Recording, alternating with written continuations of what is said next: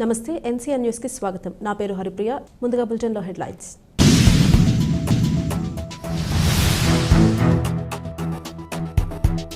కుమారదేవం గ్రామంలో నేలకూలిన చెట్టును పరిశీలించిన కలెక్టర్ పి ప్రశాంతి.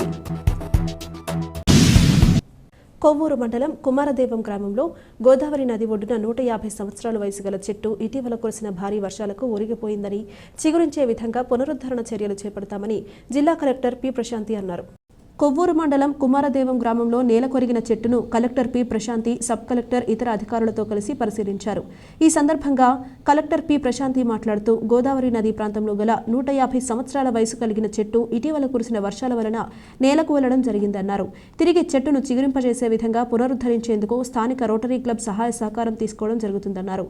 గోదావరి తీరాన జరిగే సినిమా షూటింగులు ఈ ప్రాంతంలోనే ఎక్కువ జరగడంతో పాటు ఉభయ గోదావరి జిల్లాల వారికి ఎంతో అనుబంధం గల ఈ ప్రాంతాన్ని పర్యాటక కేంద్రం అభివృద్ధి చెందే విధంగా ఆలోచన చేస్తామన్నారు.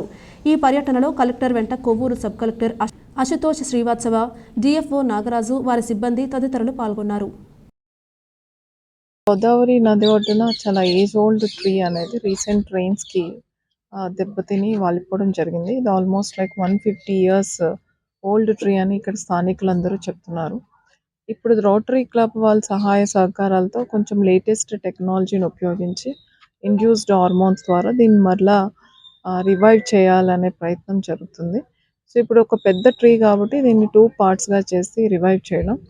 తర్వాత దీనికంటూ చాలా హిస్టరీ ఉంది. ఎస్పెషల్లీ ఈ గోదావరి తీరాన జరిగే ఆల్ మూవీ షూటింగ్స్ అన్నింటిలో కూడా ఈ స్పాట్లో ఎక్కువ చేయడం, దీనికి ఒక గుర్తింపు ఉండడం వల్ల ఈ ప్లేస్ని కొంచెం టూరిజం స్పాట్గా కూడా చేయడానికి డిస్ట్రిక్ట్ టూరిజం కౌన్సిల్ ద్వారా తగిన ఏర్పాట్లు కూడా చేస్తుంది.